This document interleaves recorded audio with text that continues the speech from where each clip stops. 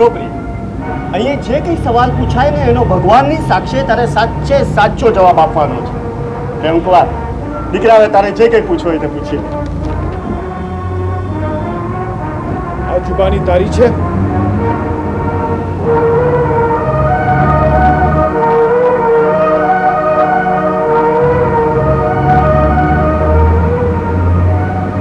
કોઈના દબાણ કે વશમાં આવી તે આના ઉપર સહી કરી છે?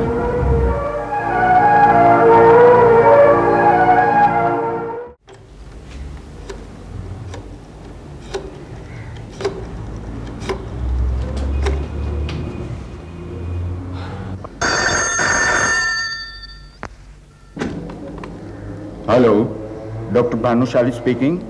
પપ્પા, હું સફળ બોલું છું. હું સોશિયલ સિક્યુરિટી સર્વિસના મથકે જવા નીકળી જ રહ્યો છું. એ જણાવવા જ મેં તમને ફોન કર્યો. શું કોકિલા નહીં આવે? એ ઘરમાંથી નીકળી નહીં શકી.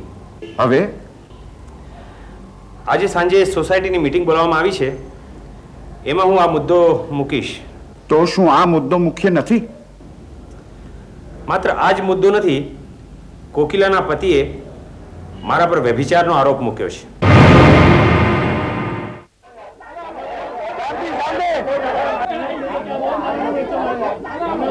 શાંતિ, શાંતિ, શાંતિ, શાંતિ, શાંતિ. લાખાભાઈ, કોકિલાબેને લખેલો પત્ર તમે તમારી સગી આંખે જોયો છે? હાથમાં પકડીને જોયું હતું. સફેદ રંગનું પરબડ્યું હતું. પણ એથી કાંઈ એમ સાબિત નથી થતું કે તે પરબીડિયામાં પ્રેમ પત્ર જ હતો. હું સાબિત કરીશ. મેં એ વાંચ્યો હતો. તે પત્રમાં શું લખ્યું હતું તે જરા બધાને કહી સંભળાવશો. My eternal flame of love. તારા વગર હું આખો દારો જૂફું છું ને આખી રાત તફરું છું. હવે મારાથી વધુ સહન ન થાય. આજે રાતે દરવાજો બંધ ના કરતો. જો એવર લવિંગ ડ્રીમ ગર્લ, કોકિલા. આ ખરું નથી. શાંતિ, શાંતિ, શાંતિ. એને પૂછો, રોજ રાતના 12 વાગે કોકિલા એની પાસે ભજન શીખવા આવતી હતી કે ડિસ્કો? સફલ, તારે કંઈ કહેવું છે? જે સત્ય છે એ તમે બધા જ જાણો છો. જમનાદાસની બે પત્નીઓ કહેવાતા રસોઈ અકસ્માત. કહેવાતા એટલે શું? એ ખરેખર જ અકસ્માત હતા અને આ હાઈકોર્ટનો ચુકાદો છે. જમનાદાસભાઈ, પ્લીઝ તમે શાંત રહો. સફલ, આગળ બોલ. જમનાદાસની બે પત્નીઓ રસોઈ અકસ્માતમાં મૃત્યુ પામી છે અને ત્રીજી પત્ની મૃત્યુની રાહ જોઈ રહી છે. જુઠ્ઠું, હળાહળ જુઠ્ઠું. અરે આખું ગામ જાણે છે કે હું મારી પત્નીને ફૂલની મફત હથેળીમાં રાખું છું. મૃત્યુના ભયથી એની ત્રીજી પત્નીએ મને પત્રો લખ્યા હતા અને માર્ગદર્શન માટે મારી પાસે આવી. તું એ પુરવાર કરી શકે છે કે એ કાગળો પ્રેમ પત્ર નહોતા? વાંચીને મેં ફાડી નાખ્યા હતા. તો પછી અમારે માનવું કેમ કે તું સાચો ને બાકી બધા ખોટા? મારી પાસે એક જડવે સલાક પુરાવો છે. આ જો, દો વાંચો. મારી પત્નીની સહી સાથેની આ લેખિત જુબાની છે.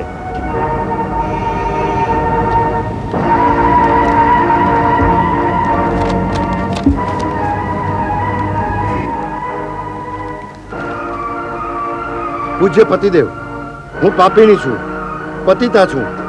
સફલ કુમારની વાત કરવાની છટા જોઈ તથા તેના હોઠ પર રમતું સ્મિત જોઈ ભોળવાઈ ગઈ અને રાતના અંધારાની આડમાં મેં પતિવ્રતાનો મારો ધર્મ ભ્રષ્ટ કર્યો છે ને મારું મોં કાળું કર્યું છે. હવે હું ઝેર પી આત્મહત્યા કરું કે ગળે ફાંસો ખાઉં તો કૃપા કરીને મારા પતિને કોઈ દોષ નહીં દીધા. હવે તો નીચે કોકિલાની સહી છે. શરમ કરો.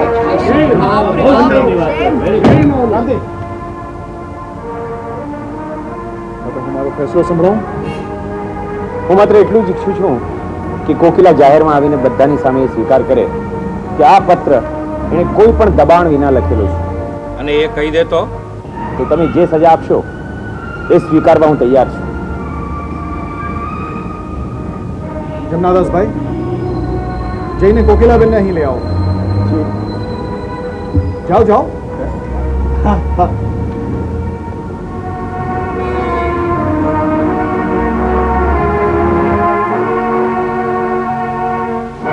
તારા કયા પ્રમાણે નથી બોલી ને તો બધાની સામે પકડથી તારા 32 નો હાથ ખેંચવાની સમજાય.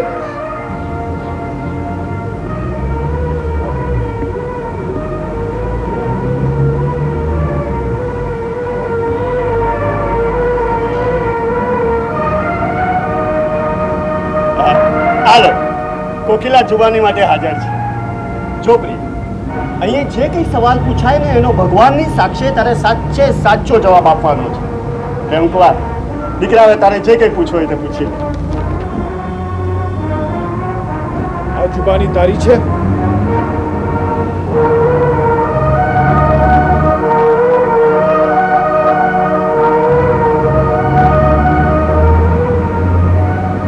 કોઈના દબાણ કે વશમાં આવી તે આના ઉપર સહી કરી છે?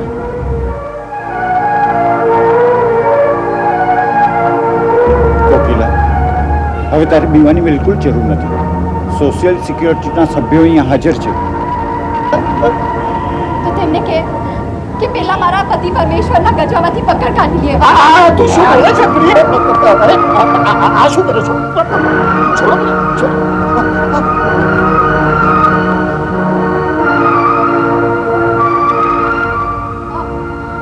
આ કાગળ મેં નથી લખ્યો. આ હત્યારાએ મને લખાવ્યો છે. મને ભૂખી તરસી રીબાવી, મારા દાંત કાઢી નાખવાની ધમકી દઈને તેના પર મારી સહી કરાવી છે. પાણી, પાણી. પાણી લાવો, પાણી. સફલ, હું દિલગીર છું કે મેં તારા ચારિત્ર્ય પર શંકા કરી. તે ખુલ્લા દિલે આ વાતનો સ્વીકાર કર્યો એ તો આનંદની વાત કહેવાય. એ ખરું, પણ હજુ એક મૂંઝવણ જેમની તેમ સળવળે છે. પેલી તારી ટેલિફોન વાળી છોકરી કોણ છે યાર? અને મારું નામ સાંભળીને તે ઝેર શા માટે ઓકવા માંડે છે? એ હજુ એમ સમજે છે કે તારા કારણે અમારા પ્રેમમાં તિરાડ પડી. મેં તો હજુ તેનું ડાચું પણ નથી જોયું યાર. ખેર, જવા દે. ચલ ઉઠ, આજે તારી નોકરીનો પહેલો દિવસ છે. તારે કંઈ ભાષણ નથી આપવું? શેનું? દીકરી પહેલી વાર ભણીને સાસરે જાય તો માં કેટલી બધી શિખામણ આપે. તારે માત્ર એક જ વાતનું ધ્યાન રાખવાનું, તારા સાથી કર્મચારીઓના દિલ જીતી લેવાના, એમનો વિશ્વાસ જીતી લેવાનો. હા, કઈ રીતે? વિચાર વિમર્શ કરીને, પોતાના જશમાં એમને ભાગીદાર બનાવીને, અને જ્યારે તક મળે ત્યારે એમની પીઠ થાબડીને. બસ. આજે ઘણા બધા લોકો સાથે તારો પરિચય થશે. એ બધા પરિચિતોના નામ તારે યાદ રાખવાના, અને સાથે સાથે બની શકે તો એમની જન્મ તારીખ તારે તારી ડાયરીમાં નોંધી લેવાની. આ કમ્પ્યુટરમાં નોંધવું તો નહીં ચાલે? માત્ર નોંધવાથી નહીં ચાલે. કોઈ પણ કર્મચારી હોય, નાનો કે મોટો, એને તારે એના નામથી બોલાવવાનું. એમ નહીં કે એ પી ટાઈ વાળા, એ ભાઈ, એ લાલ ટોપી વાળા. એ નહીં ચાલે. કારણ કે સૌને શબ્દકોશના કોઈ પણ શબ્દમાંથી પોતાનું નામ વધારે પ્રિય હોય છે. All right. બધાને પોતપોતાના નામથી જ બોલાવીશ, અને તેમની જન્મ તારીખે તેમને બધાને અચૂક મુબારકબાદ પણ આપીશ. વાહ, આ શબ્દ કેવો લાગ્યો? કયો? અચૂક. અચૂક. હાય કેતકી, આજે સાંજે ફ્રી છે? કેમ, કંઈ ખાસ? મારે તારી અને પ્રેમની એક મુલાકાત ગોઠવવી હતી. તારી જવાબદારી તું ગોઠવી શકે છે. એટલે હું સમજો નહીં. હું ગુસ્સે થઈ તને લાફો મારી દઉં તો મને નહીં કહેતો. Okay okay.